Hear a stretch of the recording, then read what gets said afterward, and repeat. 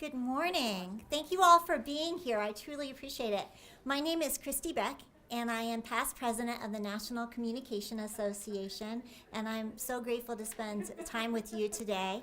A few years ago, in 2014, I was then the second vice president of NCA, and we had a really sad tragedy happen in my hometown related to bullying.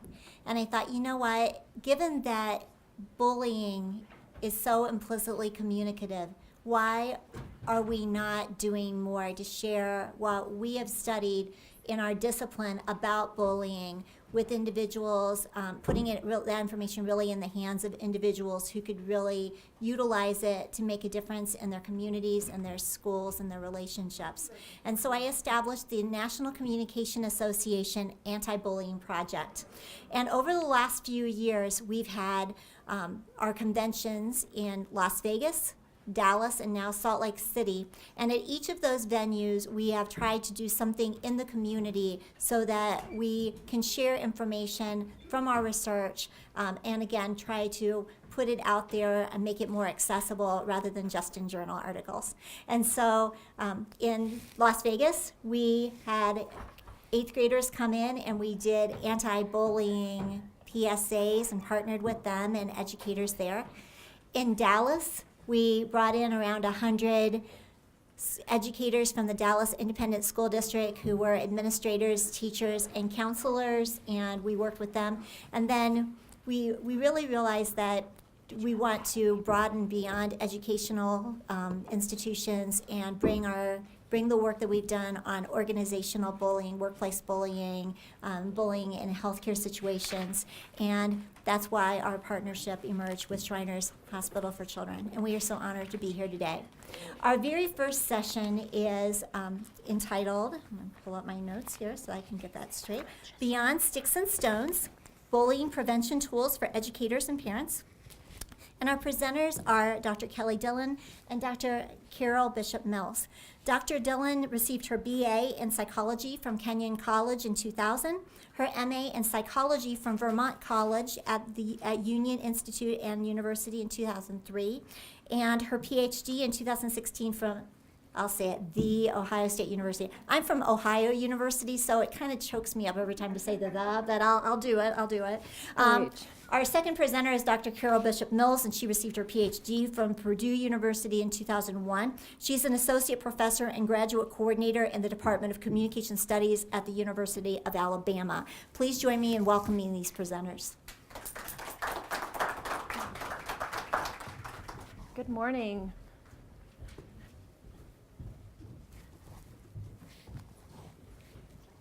Yep. We'll hand out this first. So we first have an activity that we would like the group to participate in individually. So we'll hand out a small piece of paper. And if you could, without writing your name on it, list the things that you are really proud of. Your talents, your skills, your characteristics, your values, accomplishments. It's completely up to you how you want to write them down. But if you could just take a few minutes.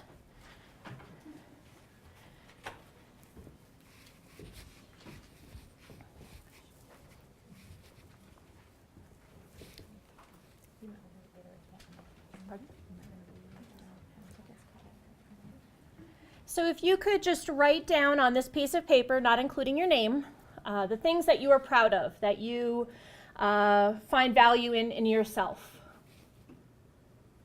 So your accomplishments, your skills, your dancing ability, great selfie taking. It doesn't have to be profound, but it could be.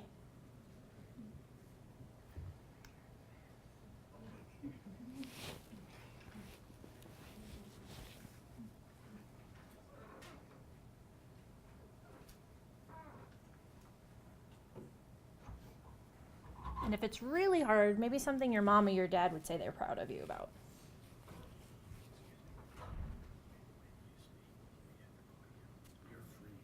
Okay.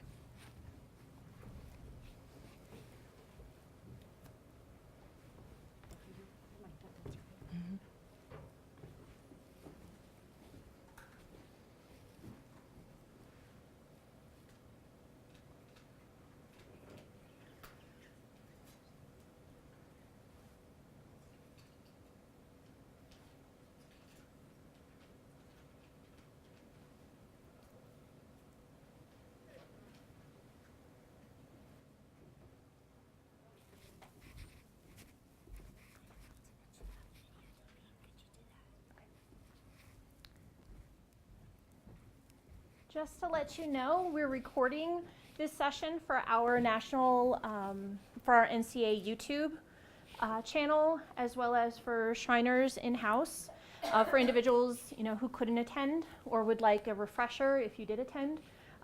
So just keep that in mind. Okay, so you have all of those things that you are proud of, right? You have a list, or possibly someone else's pen. Okay, so I want you to put your pen down. How many of you are right-handed? Okay. Anybody? Okay, so take your paper in your non-dominant hand, put it into your dominant hand, and crumple it into as tight of a ball as possible. Put it all the way into that dominant hand. And then put it next to you. Okay, we'll deal with that later. Okay.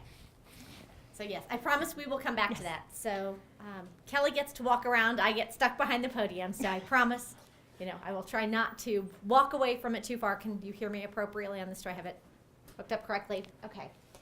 So the first thing we want to do is define bullying, because obviously we're here to talk about bullying. But one of the interesting things is that bullying oftentimes gets conflated with a variety of other terms. And so, when we think about bullying, we oftentimes think about things like teasing, right? Joking around, harassment, sarcasm. And those things get tangled up together a lot. In fact, one of the first times I can remember knowing that I wanted to study this as an academic area of interest was right after the Columbine shootings, right? And no matter how old you are, I think in this room, most of you probably have some vivid recollections of that day. Right, those were, that was a day that I think was a wake-up call for most of us. And so, we'd all had probably some experiences at that point before that. But I remember hearing so much like these kids had been teased and bullied nonstop. And I remember thinking, I was teased a lot as a kid. I grew up in South Miami in a predominantly Cuban community, and I had bright red hair. But nothing that ever happened to me rose to the level that I ever thought about shooting anybody, right? So what was the difference between those kinds of experiences that I went through versus the things that compel people to deal with those kinds of acts of violence, right? And it doesn't even ever need to rise to those levels of acts of violence. We know that bullying can result in things like depression, right? And when we're dealing with kids, depression can, manifest itself in a variety of ways, right? It can be sadness. It can be not wanting to go to school. It can be dropping out of their favorite activities. It can be a drop in grades. It can be not wanting to hang out with their friends anymore, right? So we can see it in a variety of ways. But, I never even really dealt with those kinds of things. In fact, I just got obnoxious, right? And I would walk around with a thicker skin maybe, right? And my mother would always say things like, oh, honey, they're just teasing you because they're jealous, right? Did any of you ever have parents whose response was that, right? Not, and I can tell you that's definitely not the best parental response, because what she did was create a little monster. But, right? But, what were those differences? But journalists like to conflate those terms. So one of the things that Kelly and I want to talk with you a little bit about is, what are the differences between teasing and bullying, or sarcasm and bullying, and humor and bullying, and harassment and bullying? So when we talk about bullying, we've got to think about, what does it take to rise to the level of bullying? Well, first of all, it has to be repetitive, right? If it happens just once, it's not bullying. And I'll go through this a little bit more on the next slide. It has to be intentional, and there has to be some kind of power imbalance between the participants, between the target and the aggressor. Okay?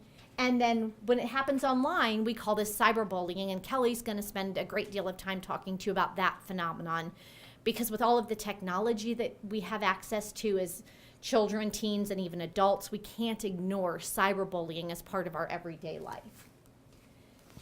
So, something done once and unintentionally, actually, let me pull all of these up at one time so we can look at these. Oh, I went too far. Okay. Something done once unintentionally is just somebody being rude. Right? Have all of you had someone do something or behave in some way in the last week that was just rude? Okay, what was it? Yes. Can you think of something that somebody did that was just rude? Walking by and bumping into me, or Yes. Walking by and bumping into you, right? And probably didn't say they were sorry. Yeah, they just kept on going, right? That was just rude. You wouldn't classify that as bullying, right? Can somebody else give me an example of something that somebody did that was just rude? somebody cut me off and I thought that was rude. Yes, they cut you off, right? People don't have any driving manners, right? They don't have any driving manners, right? Can someone think of something else? I bought myself a brand new knife set, spent way too much money on the knife set. One of my sons, because it was Halloween, took one of the really expensive knives and used it to cut off a pair of shoes, like cut into his shoes to make a set of slides out of them. It's like, rude, Archie, rude, right? Like you just, now I have to go have the knife sharpened, right? But, he wasn't thinking that my mother just spent an exorbitant amount of money, right? He did it once and it was unintentional. It was rude, it was thoughtless. Something done once, but intentionally, is mean, right? They did it intentionally. They knew what they were doing it to get under your skin. They wanted to just turn that knife a little bit. They were annoyed with you. It might have been a little vindictive. They might have been kind of annoyed with you at something that you had done earlier that day or that week. They were trying to be mean. Have any of you experienced that this week? Where somebody was doing something just to be mean? Or in the recent past? Yeah.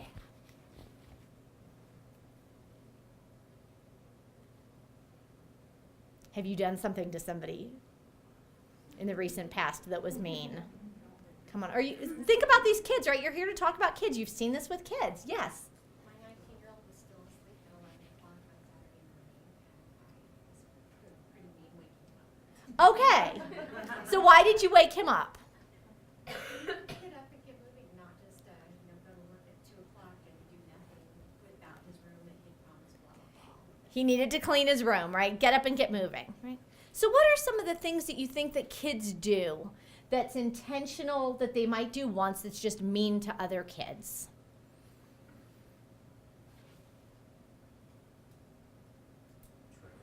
Trip them.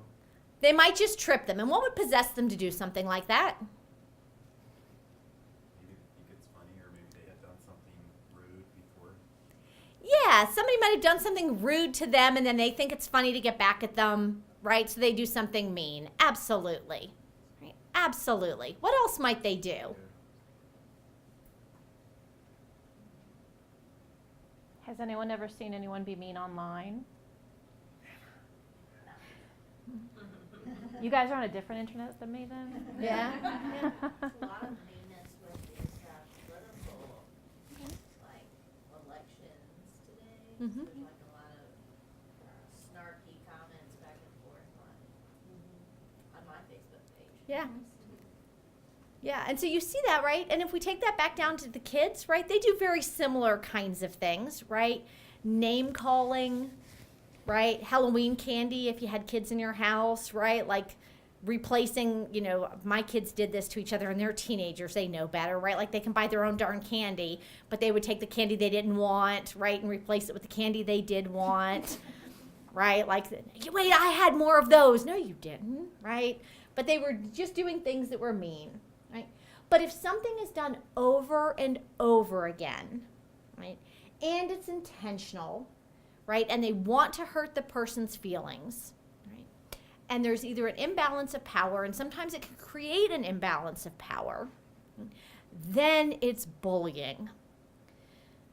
So think of some of the classic examples you can think of bullying. When you think of bullying in kids, what are the classic kinds of things that you think about in bullying? Yes, please. What is your name? Stacy. What are some of the things you think of? Probably like if it's style or brands of clothes they wear, if it's not Yes. expensive brands, we make fun of them. Yeah, right. Kids that get singled out for wearing the wrong brands of clothing, right? And so there's an imbalance of power because socioeconomics create that really easily with kids, right? And we know that that's one of the big things that they can use as a target, right? And so, you don't wear the right brand of clothing, right? And they can go after you again and again and again, right? And they can kind of ostracize you, make fun of you, right? Keep you out of the group. They can target you, call you names, right? And they can do it again and again and again and really hurt your feelings, right, over this. And, and sometimes they can even strip you of that clothing, right, beat you up over that. Absolutely. That's bullying, right? So let's look at some of the different forms that bullying can take then. Right? What are some of the types, right? Physical assaults, absolutely bullying, right? So it can happen that way. Taunting, right? Those ongoing taunts. Then there's ostracism, which is really interesting and oftentimes hard to pin down until you can kind of see it, and it has to be ongoing, right? Where they just kind of keep kids out of that group, right? They make sure that you're not invited to those activities on a regular basis, right? Flaming. Does everybody know what that is? Right? Kelly will go into that a little bit more, but this is one of those kinds of online behaviors, right? Where they target you online, right? And kind of inflame things or kind of throw flames, talk nastily, right? Online, and they do so sometimes with a veil of anonymity, okay? Trolling, which is where they say things just to start stuff online. And so you were talking about the political things, right? But they can do this in a variety of ways. And then just downright intimidation, right? They can make it clear that you're not wanted, make it clear that you're not part of the group. They can kind of go after you, physically intimidate you, surround you. Even if they don't put you in the proverbial locker, make it clear that they could put you in the proverbial locker, right? Make it clear that if you're in their space, that you're not wanted at that lunchroom table, that they will do something to you if you park in that area of the parking lot or if you come to that area of the playground. When I interview kids, it's so sad. Sometimes they'll tell me, I can't go to this particular area of the playground because I know that I'm not allowed there. Well, why not? If I do, then they'll make fun of me or they'll beat me up or they'll do, all these awful things to me. And one of the worst for me was I actually had a kid who said, I can't go to this section of the library, right? And there was a group of books that he liked that were science fiction books, but they made fun of him because of this kind of book he liked. And whenever he'd want to go to that section of that library, those science fiction books, a bunch of the bigger kids would kind of stand in front of that section of the books. So he couldn't get to the books that he liked, right? So they were intimidating him, and he liked these science fiction books because those were his escape. But they would intimidate him so he couldn't even get to those books that he used to escape the bullying. And then, it would compound. And I'd be like, well, what would happen if you actually went up? And he goes, they would beat me up. I'm like, are you sure? He's like, I'm not going to find out. Right? He wasn't even willing to push it because he was so incredibly scared. Right? And then, you have to deal with all that potential name calling. And as we know, that name calling can do incredible damage. And so remember when your parents told you sticks and stones may break my bones, but names will never hurt me? Remember that? How many of you in here have children? A lot of you. How many of you work with children? How many of you have ever uttered that phrase to a child? A few of you. I encourage you never to say it again, right? A bunch of you didn't. Why don't you? Yeah, because you know it's not true, right? When we think about it, as I grew older, there were a few things that I realized my parents really lied to me about. And in some ways, I'm still kind of resentful about it. Like, you lied, right? You lied. There are no kids in here, right? Yeah, okay. So, and hopefully they won't be on the YouTube channel, right? My mother lied to me about Santa Claus, right? She lied to me about sticks and stones may break my bones and words will never hurt me, right? And she lied to me about beauty is in the eye of the beholder, right? I'm like, no, beauty is biologically based, right? Like there's a scientific formula for beauty. Like you can see it, right? Like it's all about symmetry.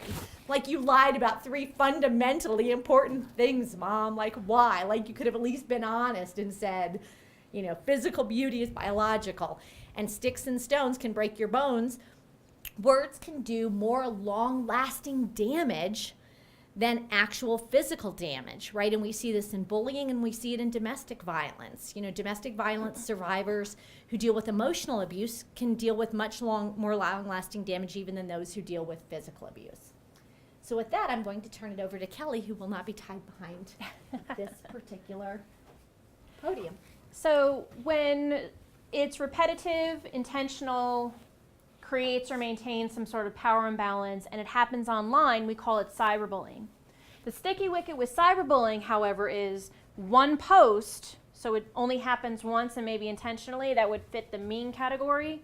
One post can be seen over and over and over again. It could go viral. Has anyone ever visited the website People of Walmart, or have heard of the People of Walmart? Okay, that's a cyberbullying page.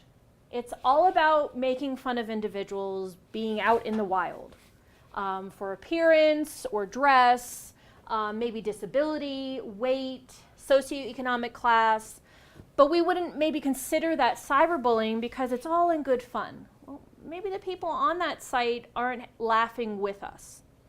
So those of us that research cyberbullying, we often have that debate, is this cyberbullying, is this just harassment? The CDC says if it's repetitive, intentional, power imbalance, and happens online, and you're under the age of 18, it's cyberbullying. If those exact same things happen to you and you're over the age of 18, it's digital harassment. If you work for the CDC, I apologize. I don't ascribe to that, and I think anyone with common sense wouldn't ascribe to that.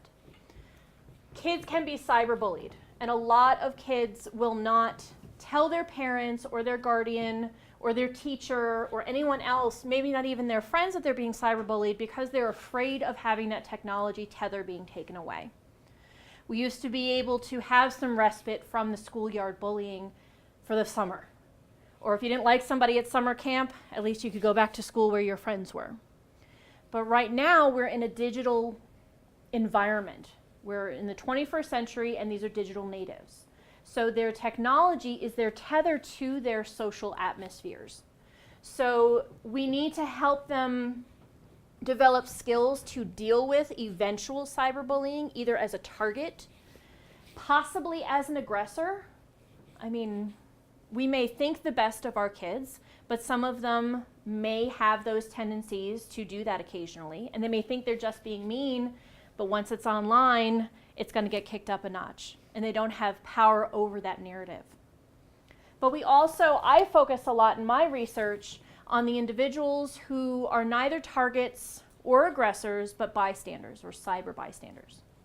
So in order to explain to you some of the different cyberbullying, so sexting, has anyone ever heard this phrase? I'm not clear, does Utah have some sort of legislation? Some states now have legislation that will label an individual who sends nudes or requests nudes or forwards along nude pictures of minors. That's child pornography. And even kids who think they're doing it with consent, they're not. Amanda Todd was one of the first individuals. You may have heard someone Amanda Todding or Todding online. She was a Canadian teenager, and someone requested nudes from her, and she obliged. And then the person online said, well, if you don't continue to send them to me, I'm going to put them all over the internet. She eventually, unfortunately, committed suicide after she posted a video to YouTube telling people what she went through. So if you see those videos of people going through placards with something said on it, she was one of the first individuals to do that. Catfishing, Meier was one of the first high-profile. This was back in MySpace. Was anybody on MySpace? I'm the generation that wasn't on MySpace. We went from like dial-up to Wi-Fi real quick. MySpace was the Facebook before Facebook, and some fellow schoolgirls decided to catfish her basically and pretended to be somebody online. One of their mothers actually created the profile and got her to believe that this boy cared for her, and then suddenly withheld affection. She never met this person online. He was completely made up. And he urged her to kill herself, and she did. There was other in-school, in-person bullying going on, but because there was that veil of anonymity, you really don't, if nobody knows you're a dog on the internet, they don't know what you're barking at either. Down votes, hot or not.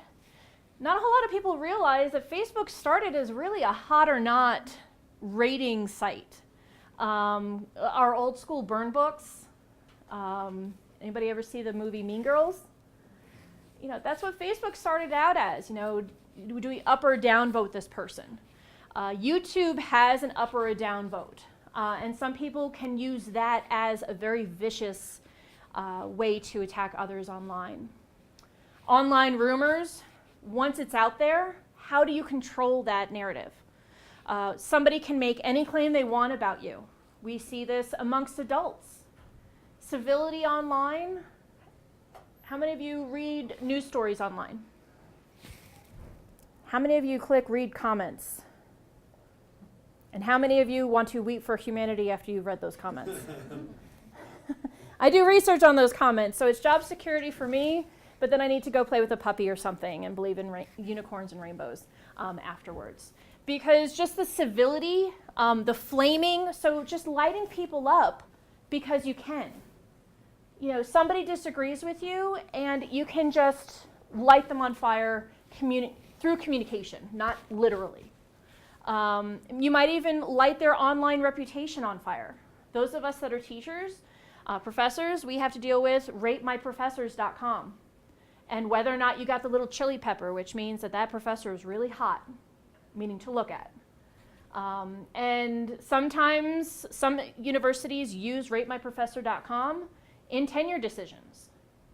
And it's anonymous. You have no idea if that person took your class or not, or if what they're saying is true or not. And then trolling. Finding something to just poke somebody about. Maybe it's something they care about. This happens a lot on online games. How many of your kids play Fortnite? Online Minecraft, or there's like a blocks game as well, Roblox. Or maybe some Halo, Call of Duty, even like Madden 2K18. You can play with others online. So there's griefing, there's trolling, where you're just trying to make the person miserable for fun, for sport. And it sounds terrible. Like my kids, I have an 11 and a 9-year-old. My kids would never do that. But there's trash talk on the baseball field or on the sidelines at an OSU Michigan game, or we're, gently ribbing. I use a lot of sports metaphors because we have a lot of rivalries in my house. I'm a Yankee fan, husband's a Mets fan, what are we going to do? So we model these behaviors for our children, whether we realize it or not. When we're online, if we're friending our parents or we see who our parents follow on Twitter or on Instagram, how many of those Instagram feeds or Discover stories could be about hot or not? Or look at how terrible this contouring video is, and let's make fun of this person online. So once it's online, it happens over and over again. And we have very little control as to what we can take down and what we can stop. This is Tyler Clemente. He was a freshman at Rutgers University in New Jersey, and his roommate recorded him via webcam having a sexual tryst, and then broadcasted to their friends to mock him and make fun of him. And he eventually jumped off the George Washington Bridge because he just couldn't, he wasn't out yet. And he couldn't, and his roommate did it multiple times too. They have since changed laws where these people can be charged with actual crimes, with digital harassment or child pornography. In California now, revenge porn. Has anybody heard that phrase? Revenge porn, where after an individual breaks up, they will release or post online intimate photos of their ex, as a way to get back at them. That's actually a crime in California now. They're the first state to pass something like that. So these are ways that adults cyberbully each other. And our children learn from us. So when I talk with groups like this, and especially of parents or of teachers, we have to recognize our responsibility in the role where children learn these behaviors. And I also want to state it's not the technology. Pens have started as many wars as they have finished wars. Hammers can build houses and they can also tear down walls. So the technology is simply a medium through which this communication is flowing. It's the individuals behind those keyboards and behind those screens. And once we recognize the affordances of these media, how can we combat this? How can we build skills of good digital citizenship and good communication skills in the offline real world? That's where we can repair these relationships and really build these skills. Removing Facebook, getting rid of Twitter, getting rid of trolls or fake accounts or bots, that's a drop in the bucket. It's the people behind these words that we need to focus on. So I wanted to talk briefly about the different roles. So I'm being very intentional in my language. I don't call individuals who have suffered at the hands of bullying victims. I call them targets. That's intentional because the power and the control that an agency one might have being a victim is very different than being a target. And it's also an identity. Victim has an identity attached to it, whether we like it or not. So using a word like target, that agency, that happened to them. It's not something that they are. It's a person-first language. I use people with disabilities, students with disabilities. I don't see the disability first, I see the person first, or at least I try my best to. So in looking at the different roles, they're not always as black and white or as colorful as this. Sometimes the aggressor or the bully has been the target. We see a lot of comorbidity or that cycle that happens. Maybe somebody's targeted at school and then they go online to reclaim that power. Or maybe someone has been very aggressive online and targeting individuals, but they would never do something like that in the real world. So bullies bully for reasons. There's a variety of reasons. We know that individual kids who bully have higher rates of depression themselves, anxiety, personality disorders. They might have issues at home. They might feel very controlled, or they don't have power at home, so they find somewhere else. That old pecking order. Has anybody ever heard that? Or stuff rolls downhill? You know, I worked in HR enough to know about that. So that pecking order happens with kids too. So if I'm picked on and I want to reclaim some power for myself, or to feel like I am a better person, I might pick on someone else. You might see this between siblings or cousins especially. But then we can have the supporter of the bully. Maybe they're the person who's looking out to make sure that no teachers are coming by. Or maybe they're the person who will forward on an image from an anonymous number, or they'll make up some account so that you then can catfish someone else or mock someone else. So they're not doing the bullying themselves, they're not doing the communication, but they're supporting that individual. Some researchers call these the lieutenants or the captains behind the bully. And then you have the target. That's very clear. That's the person who is being intentionally hurt in some way. But sometimes, again, the target can be a bully and the bully can be a target. It depends on the environment. So there's a lot of overlap in these identities. Bystanders are individuals who are not originally included in the act. Has anyone ever passed someone on the side of the road who was pulled over with their hazards on? Okay, so what do you think was going on there? Why did I drive past? No, what do you think was happening with that person? Well, honestly, I don't know what it was. Usually, like, I'm guessing they're having engine trouble or something like Okay. that, which I would not help. Anyone ever see someone having a bad day? I mean, we're in a hospital, there's going to be bad days, right? Or see someone getting picked on online, or maybe getting piled on. Maybe they're a minority opinion in a majority group. So we're all bystanders. I research bystander intervention. I've been doing it for about 8 years now. And I still don't stop for every car on the side of the road. And I still don't attend to every argument on the internet. I would never get any work done if I did that. I can't save the world. So bystanders are individuals that recognize something that's going on, or they have the opportunity to recognize something that's going on. This group is a great group to talk to. And these are great, easy skills that we're going to talk about today that you can help your kids, your patients, yourself, and your friends realize, hey, why don't we do it this way? Why don't we respond this way? Rather than turning our head and saying, you know what, not my circus, not my monkeys. It's just not something I'm going to deal with today. It's the internet. That's why we can't have nice things. Kids will be kids. Boys will be boys. Ever hear any of these? Mean girl's gonna mean girl. We want to break that cycle. Because eventually, bystanders can be upstanders. Has anyone ever heard the phrase upstander? Okay. Because bystanding is standing by.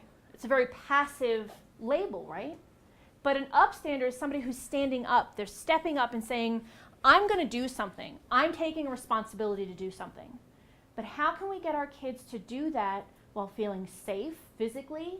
The social risks that are involved, the risk to ourselves, maybe professionally.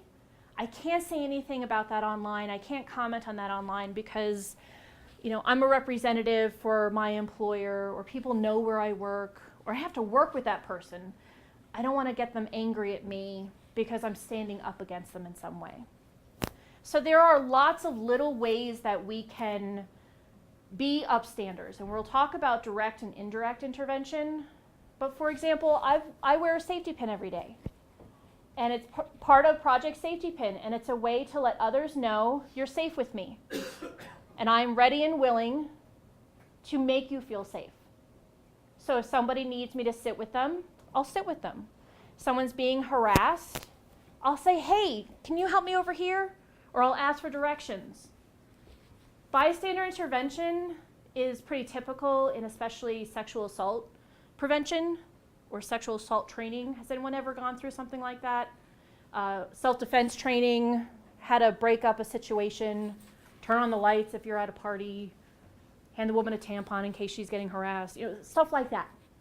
So we'll talk about how can you brainstorm things that are very natural in your situations that you've noticed with your children, your patients, or yourself, where you can move from being a bystander to being an upstander. Because it's really easy to help somebody who needs help rather than trying to tell a jerk to stop being a jerk.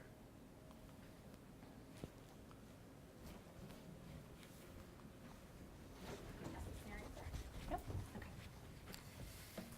Okay, before we move forward, we're going to pass out a few scenarios.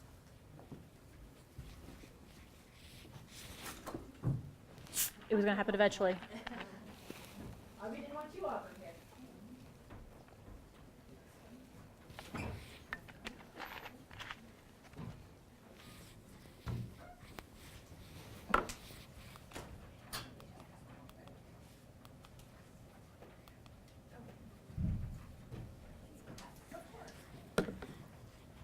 So we're here as part of the National Communication Association. Just like Dr. Beck had said, communication really is at the heart of bullying. No matter the situation, whether it's online, in-person, workplace, minority-centric, or just plain old-fashioned bullying with a lowercase b. So we want to give you an opportunity to brainstorm and think about and walk through some ways that you can hone communication to respond to these. One thing that we want to, don't want to say harp on, but I guess emphasize. There we go. That's a much more positive word. One thing we want to emphasize is to privilege empathy over being defensive. As a parent, it's hard for me to quelch my mama bear. When my youngest comes home crying, I'll be like, who did this to you? Who is it? What? Tell me. I want names, I want addresses, I want times, I want the receipts. But I also have to recognize maybe me responding defensively and amping up that emotional response, maybe what he needs right now is just a mom to be a mom and feel for him. And to be empathic, be like, tell me what you're feeling. Tell me, like, help him process those emotions to then figure out what happened. Fortunately, with my youngest, he usually started something, and the phrase is, don't start, none won't be none. So I can't exactly be defensive, but I can be empathic.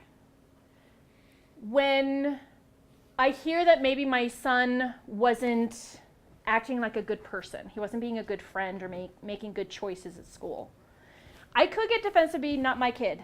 Anybody ever want to say, that wasn't my kid? I don't believe it. But then maybe we can be empathic, be like, okay, you made someone else feel this way. How does it feel when someone makes you feel that way? Walking a mile in someone else's shoes. Empathy, kids are naturally empathic. Babies cry when they hear another baby cry, right? It's unfortunate, you got a baby, but it's evolutionary. Like, we are social beings. We want to be empathic to each other, not just sympathy where I'm sorry you're going through something, but I can actually feel what you're going through because I know what it's like to be embarrassed. I know what it's like to trip and fall on something. I know what it's like to be called names in front of other people, or to be misquoted online, or to have rumors spread about. So I know what you're feeling. Let me help you through that feeling. So when I say it's easier to help someone who needs help than to get a jerk to stop being a jerk, that's where empathy comes in. And capitalize on children's natural empathy. They see things through each other's eyes. They understand each other, what they're thinking and feeling, probably a little better than us in some situations. So marketing and capitalizing on that natural empathy is an important thing. And so take a moment now and just look at these scenarios and think about how you would answer each of these. Okay, so there are 4 of them, and they're designed to kind of tap into some pretty typical situations that you may have all experienced with your own children or children that you work with. And even if you haven't experienced this exact situation, you can probably pretty easily imagine kind of how you would naturally experience it, and then what you think perhaps, based on what we've talked about today, what you should do. Right? So I'll give you just a minute to work through these, and then we'll talk through them one by one.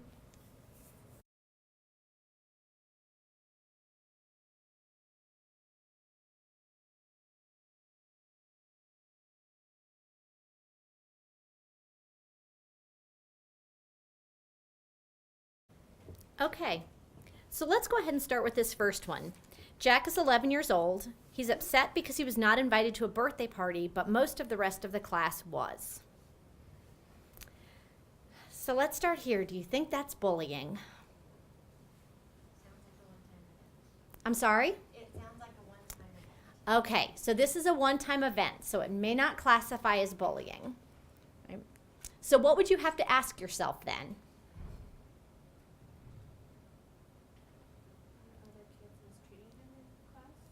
Okay, so are other kids mistreating him in class? Right? Is he being excluded from the class quite a bit? Right? What other kind of factors do you need to consider? Is Jack giving you all the facts? Yeah, is Jack giving you all the facts? Were Right? all the kids invited? Yeah. Are all the kids invited? Right?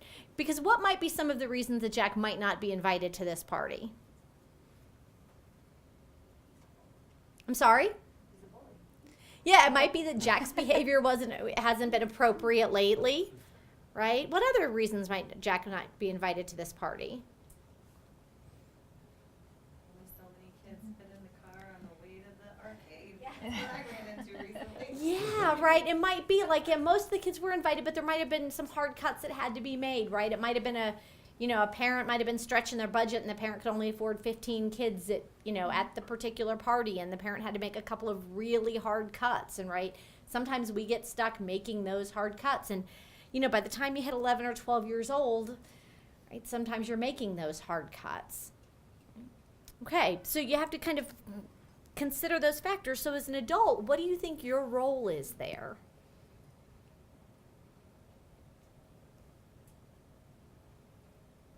Empathize with him Okay. and his pain, but also probably teach about some of those other factors once you find out. Yeah. Good. So empathize. So what kinds of things might you say to Jack at that point?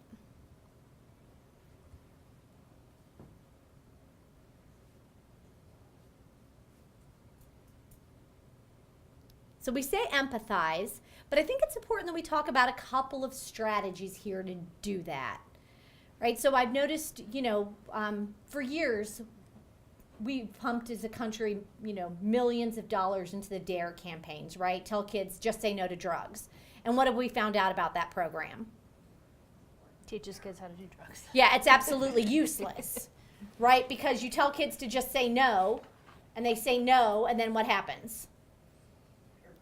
Peer pressure, right? And the kids say, oh no, you have to try it. And they go, but I said no. And then the kids say, oh no, really, you have to try it. And they go, okay. Right? Because we never gave them any actual strategies beyond no, right? So we say, oh, you have to empathize with your kids. Well, what does that mean? How do we do that? I would ask Jack if, in a party that he's had, did he not invite some people in the past party that you had? Okay. Right? So yeah, you can kind of say like, hey, this, let's talk about some of the times that you haven't been able to invite everybody. Right? You've had people over to the house. Can you think of times that maybe we didn't have everybody over to the house when, you've had friends over to the house? Okay, that's great, right? Like get them thinking a little bit more broadly rather than just focusing on that one particular party. Right? That's great. Yes. But right at first, when he learns that Mm-hmm. what he thinks is everybody, we could say, it sounds like you're really feeling left out. Right. Yeah. Or, can you tell me more about that? Mhm. I'm sorry, I know it's hard. Yep. Yeah, acknowledging their emotions. Like I always follow this thing called, and I know I'm in Utah, so I probably shouldn't use this, but we can pretend it's, 3-2 beer? Ale is what I call it, is acknowledge, legitimate, and elaborate. Right? So acknowledge their emotions. Right? So acknowledge that pain. Right? Like acknowledge it really stinks, that hurts. Right? You're feeling really left out.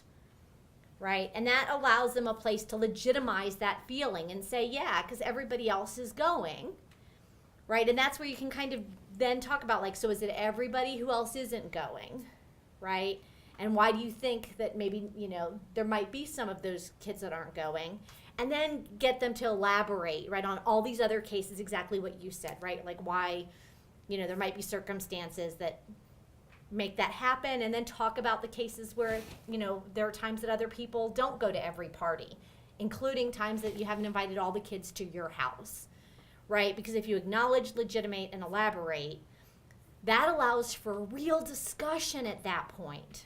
You're not shutting down his emotions, you're not shutting down the conversation, and you're not making the kid feel like they're wrong, right? When my mom would say things like, they're just jealous of you, right? She shut down how I was feeling immediately. That wasn't her intention. She was trying to say, oh no, your hair is beautiful. But what she was saying is how I felt at that moment was completely irrelevant because I was wrong for my feelings. Not what she intended to do, but that was essentially the message, right? So you guys just put together a great strategy there. And sometimes when we talk about our own experiences where we might have felt, yeah, I found out that everyone went to the mall without me one day and they all got their ears pierced and I wasn't there to experience it. Or, demystify that adultness, that once you were a kid or their age, or maybe even you felt left out of something. Maybe everybody went out to lunch one day and they didn't think to ask you. And maybe it wasn't intentional, maybe it was just rude, maybe they didn't want you there because they needed to talk about you. I mean, that could be a thing too. But empathizing, showing our children I've felt like this too. And this is how I worked through it. Or looking back now, it was a party. I still get to see them in school. I still get to hang out with them after school. There could be a lot of reasons. Maybe I don't need to take this personally, or maybe I can reframe it in a less personal way. And the real key to what Kelly says is making sure that Jack doesn't take it personally enough that then he goes to school and is still angry enough that then he gets mean or rude and acts out towards those kids. Because you don't want him to go to school on Monday and be mad that he was the kid who wasn't invited, right? Because then that's counterproductive, and then he's angry. But now what I want you to think about is, is this a case where you think as a parent you need to be calling the other parent going, why wasn't Jack invited? In most cases, probably not. And Kelly talked about the mama bear thing, where a lot of us want to pick up that phone, right? But what's likely going to happen if you do? Right? You might guilt the other parent into inviting your kid, but is that really going to do any good in the long run? Or make them feel bad that they can't afford to have Right. that many kids over. Yeah, Or right. maybe there is something going on between the kids. Yeah, right. And it's probably not the most productive strategy, right? I mean, that's one of those things that probably isn't the most productive, especially as your kids get to that kind of older age where we don't need to be interfering at that point. Okay, do you want to cover the next one? Sure.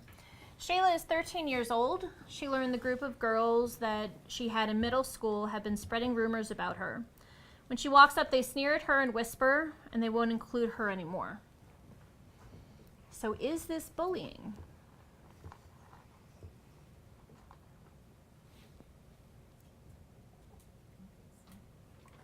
Who thinks it is?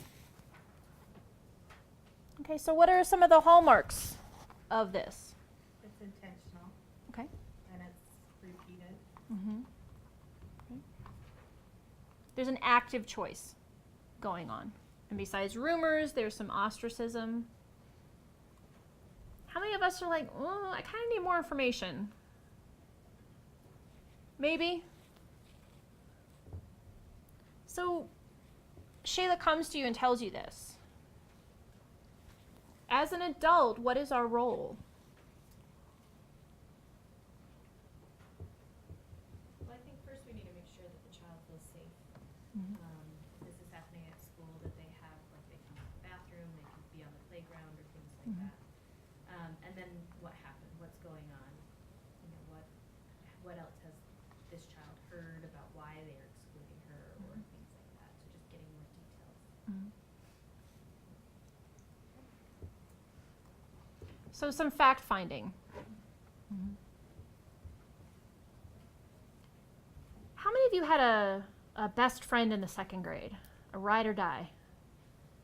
Sleeping over every night during the summer? What about the fourth grade? Sixth grade? Was that sixth grade best friend the same as your second grade best friend? A few of you. What about in 10th grade? Same best friend? What about now? Is your best friend your second grade best friend?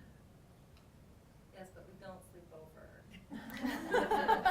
every night in the summer anymore. You could if you would if you could though, right? Problem. I ask because relationships change. I'm not going to trip. Relationships change.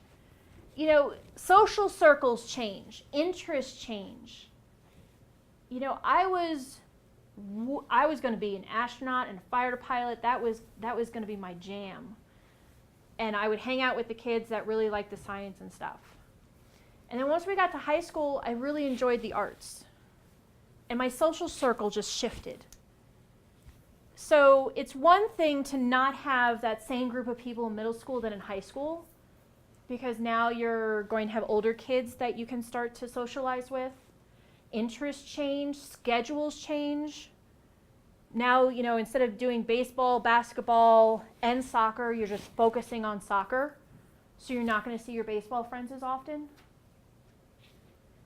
So just because relationships change and friendships change, that gives no one the right to treat you badly. But it's also something to recognize that not everybody has to be friends with everybody else. We have to treat people, we got to be good people, we got to be good humans. But not everybody has to like everybody. Do you like everybody you come in contact with every day? Whether you're paid to or not? Do you like everybody in the grocery line? Or the person that cut you off? Or Auntie so-and-so's friend that she brought to the barbecue? We just don't. We're not wired that way. It doesn't mean we should be actively mean towards that person or actively rude or especially bully them. But recognizing that even adult relationships ebb and flow and socialization changes, that happens very rapidly with kids. And it can change on a dime. So understanding this changing dynamic, maybe there might have been some clues from the shift from middle school to high school that would have been like, maybe they don't have time for you right now, but who does have time for you? Let's focus on the people who are socializing with you and are there when you text them and are there to hang out. And recognizing the positive relationships as well as what's going on here. And one of the most important things is that we know for social development, I think oftentimes we focus on popularity, right? And we want our kids to be popular and we think popularity is important. But we know that for long-term outcomes, popularity isn't important at all. It's having one or two really close friends that's actually really important for long-term social development. Right? But then we're dealing with these rumors, right? And that rumor component is really important. So how do you help someone navigate if they know that people are spreading rumors about them? So as an adult, what would you do, or what would you say to Shayla, or what would you do as an adult to help deal with that rumor component of it?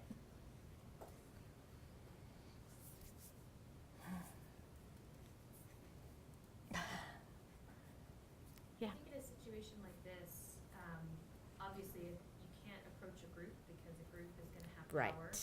But you can Absolutely. start with somebody in the group who you feel is a good connection that, that maybe if you could get them to be like an upstander, if you could get them to help support you in starting one person, so it's a one-on-one situation instead of approaching an entire group. Yeah. And honestly, you've nailed it. I mean, that is the absolute best strategy, but also help her recognize that it may backfire, right? Because the reality is middle school girls are vicious. And, it's a shark-infested water, and we have to be realistic about that. And for me, as for those of us who study it, it's heartbreaking because we'd like to have that panacea that says, hey, here's the simple solution, and let's throw the pixie dust in the water, and it's all going to be happy darn it, and everything's going to work out well.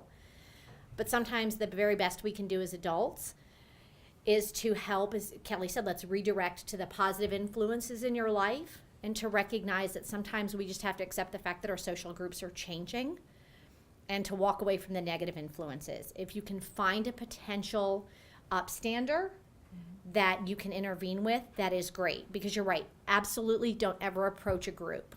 That is never going to turn out well, right? One against a group, not going to work. But the sad thing is sometimes the ones that you think are going to be your allies are so desperate to be part of that group themselves that they may turn on you. That social dynamic of middle school and early high school, it's an awful time. And I think for some of us who study it, sometimes it's the most devastating because you want to feel like, oh, we can get through to them. Because as much as they might have empathy, they also have this desperate desire to fit in. And all of us probably remember that, right? We were so desperate to fit in that we were, sometimes willing to sell our souls to the devil, in a proverbial sense. And so we have to be careful. So this is that time where it's incredibly important to just be there for our kids and to recognize, to be that safe space for them, to help them find their own safe spaces, to find the activities and places that they feel safe. And if the rumors are really inappropriate and they're doing real damage, sometimes we need to get that outside intervention. Sometimes we didn't talk about what the rumors were here, But, even if the kids, it might be time to let the school officials know what's going on. And kids don't oftentimes want that to happen. But, if they're sexual in nature, if they're, entirely inappropriate, sometimes you do need to let school officials need to know, that they need to step in and go, not appropriate on school grounds. Like, that needs to happen. Doesn't mean they won't take it to cyberspace and other places, but sometimes there's enough of fear that they'll knock it off. It doesn't mean that they'll include you, but at least those rumors will stop. So relational aggression and interpersonal aggression are public health issues. Yep. The CDC, I'll go back to them even though I don't agree with a lot, I agree with this part. It's an issue. It's a public health issue. We spend a lot of money preventing and responding, so being both proactive and reactive to it. It's up there, relational aggression and how relationships change and how to communicate about relationships should go in the same wheelhouse as don't smoke, don't do drugs, don't drink and drive, don't text and drive. Any of the public health issues that you're trying to keep your child safe or your patient safe, relational aggression and how to have those conversations should be just as important in there. Because that will help us create that culture of empathy. At least, maybe Shayla can come before it gets to this point. Yeah. Or you'll start to have those conversations. I do role playing at the dinner table all the time. We talk about our day. What's the best part of your day? What did you struggle with today? And I'll be like, you know what? Carol was really rude to me in an email today. And I thought that we were friends, and I just don't understand why she was so curt with me in the email. And I'm going to have to see her next week, and I just don't know how I should talk to her. Has that ever happened to you, Jack? Has that ever happened? Jack is my eldest. Has that ever happened to you, Ben? Where somebody was really rude and you just don't know what was going on? So maybe they were hangry, Mommy. Yeah. Or maybe they watched the Buckeye game and their daddy yelled as much as our daddy. Or something like, so it's just keeping those conversations open, making it a natural part of what you talk about, because this is going to affect their mental health. This could affect their physical health, both in the short and the long term. So having that in your wheelhouse of things to talk about and doing these role playing and bringing it back to, well, I felt like this. Have you ever felt like that? Or, asking your partner, has that ever happened to you? Be like, oh yeah, so-and-so texted me and I think it was sent to the wrong person and they were being really rude or mean and I wish they wouldn't talk to me like that. So the kids can see that we care about these topics, that it's a safe place to talk about these topics, and that we go through this stuff too. Yep, and I would add to that too, also asking them, like, who are your sources of support? And making sure that they know who their close friends are that can be around when those other things happen, and making sure that they have those friends and those other sources of support, because the dangers lie when they don't have a close friend, when they don't have sources of support, and we can help them recruit those other sources of support. So if they, if you realize, like, all of a sudden, they've been left out of new groups, helping them find those new areas of interest, helping them find new social groups. And sometimes that's really hard, right? Like, if all of a sudden you were a great soccer player, but you haven't kept up physically, and so you've lost the one thing that you were really good at, don't let those kids just languish. Help them find that new area of interest and that new group of friends. Help them find those new areas where they can succeed, because those things are really critical to kind of help buffer from those things. Okay, we've only got a few minutes left. So which one of these do you want to do? Let's do this one. Okay, let's do the very last one. Peyton comes home crying from school. The kids are the kids are calling her names and pushing her around at recess. Her backpack is torn and her screen is shattered. Would you consider that bullying? Okay, so what factors do you need to consider there? What's going on? Definitely intentional. Definitely intentional. What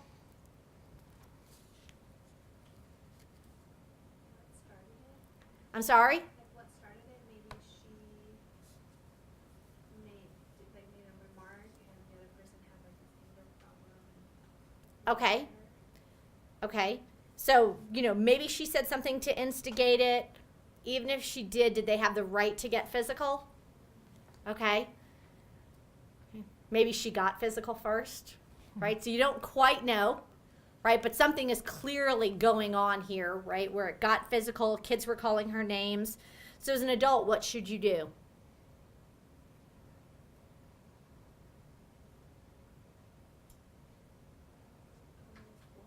I'm sorry? Yeah, immediately this is a school intervention issue, right? Like somebody at the school needs to be alerted. There are times at any age that the school needs to be alerted, and if it's physical, they absolutely need to be alerted. Right now, you need to be aware that, you know, Peyton might get in trouble too if they find out that she was part of some kind of instigation thing. You know, and you need to talk to her obviously about it as well. And you need to kind of debrief and figure out what's going on. But if there is something physical going on, do not be afraid to intervene at the school level. This is important. And what kind of things, you know, and then what kind of skills, you know, we've talked a little bit about this. Do you need to have help Peyton develop the skills to handle the situation? And I'm going to turn it over to Kelly because she's going to talk about the direct and indirect strategies that will help you figure this one out. So we know from over 60 years of bystander intervention research that there are different ways that we can intervene. And I like to use the fire. So if suddenly this podium set on fire, we have to race, right? Rescue, alarm, contain, escape, or at least that's what my hospital does. So a direct intervention, if this is on fire, is to put the fire out, to get that fire extinguisher and to pull and aim and spray and sweep. Another HR thing, I'm sure.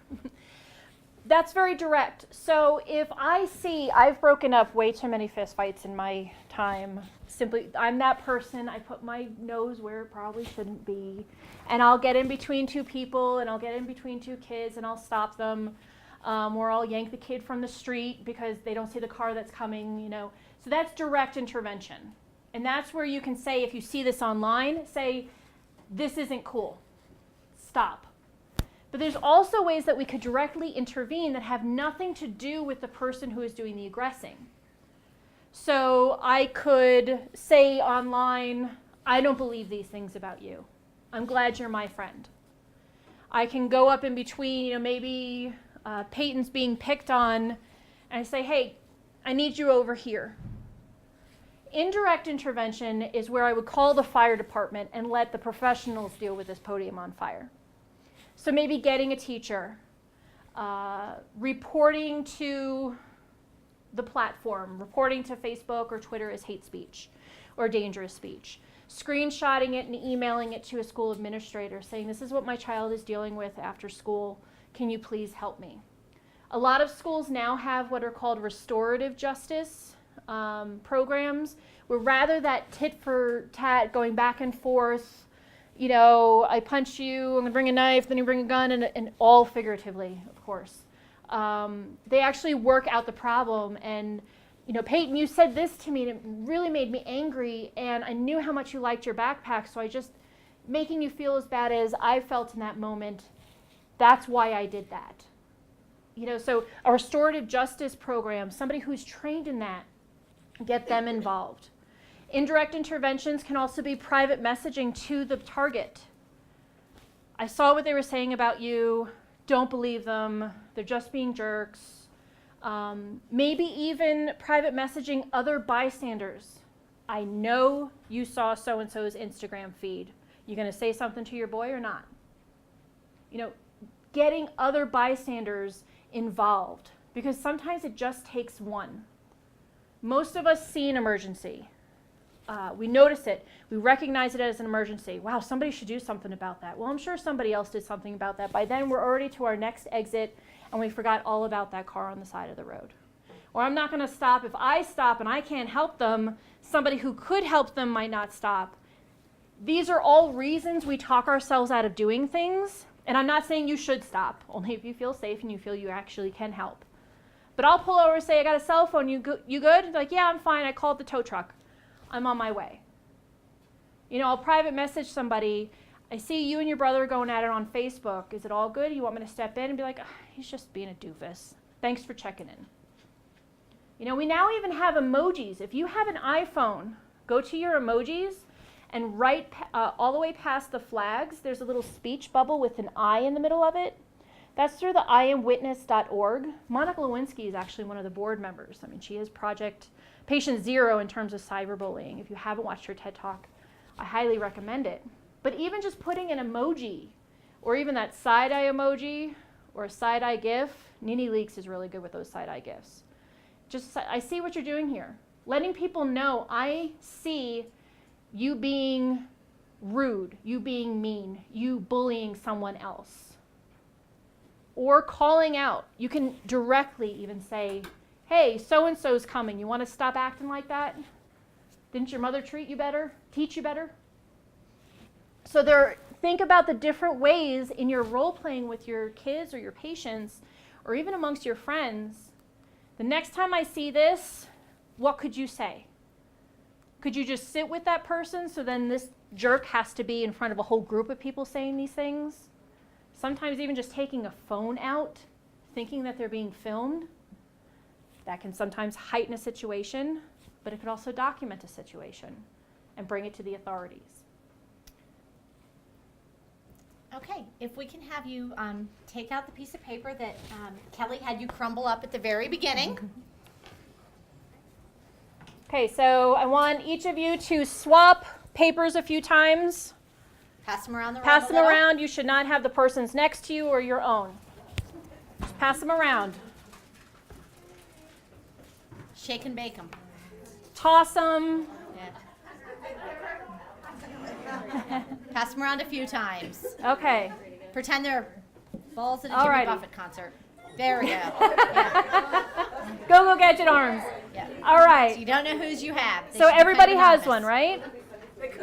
Okay. Okay.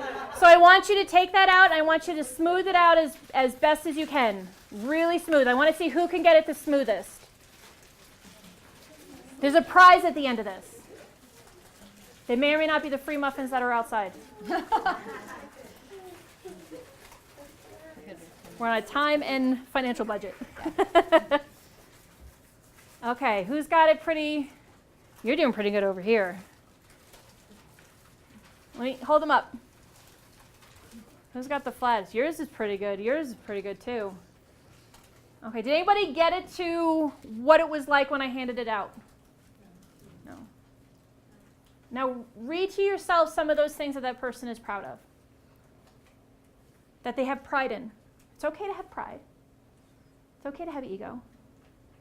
That they feel good about themselves. They feel good for- about that, but when you crumpled it up, that's all those little snide remarks or the rude remarks and the meanness and the bullying. And no matter how many times you apologize, no matter how many times you try to smooth out that friendship, those things aren't going to go back to the way that they were.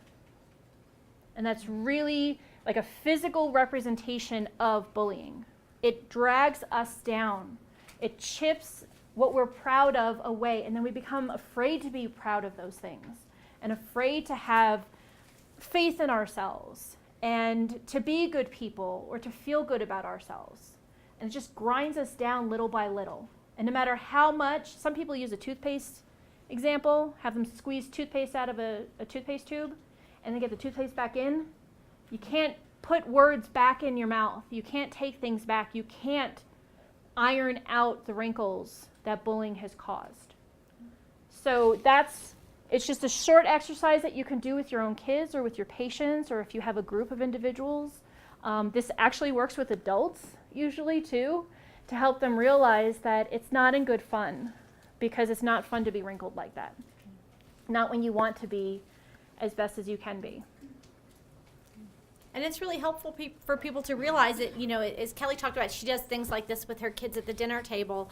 But, you know, I mean, not necessarily this exercise, but it's useful for people to realize, like, sometimes we think about these words as being kind of meaningless or, you know, off the cuff or not having an impact. But when you can stop to think about the fact that, you know, these words do have an impact, you know, particularly for kids, because, you know, one of the reasons that bullying continues is that it's very much a social activity, right? They're afraid that if they're not a part of the bullying, if they're just, you know, if they're not bystanding, they might ultimately end up being the target.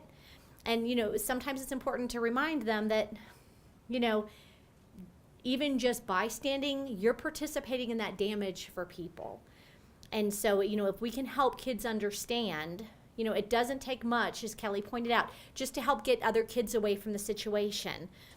To do things like, hey, if you see someone that's being picked on, to say, hey, why don't you come over here with me? Or, I think Mrs. Jones needed you back in the classroom. Or, oh, you promised you were going to come hang out with me at lunch today. Just to help kids get away from that situation that's kind of a toxic situation. They can do a lot of good without necessarily making themselves the next target. We have a few resources for you, if I can get it back.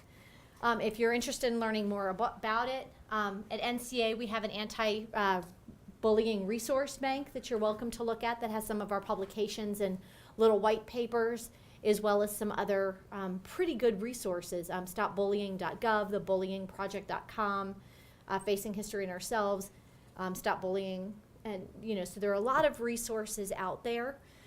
But the main thing is to recognize it and to realize it's an ongoing issue. Every year you always see the ads, right, in like April, May, and June, get Beachbody ready, right? Like all of a sudden, let's drop 30 pounds so you can fit into your bathing suits. Well, A, that's not healthy, and it's unrealistic, right? And it's not even desirable for many of us. But, shouldn't you always, be proud of who you are?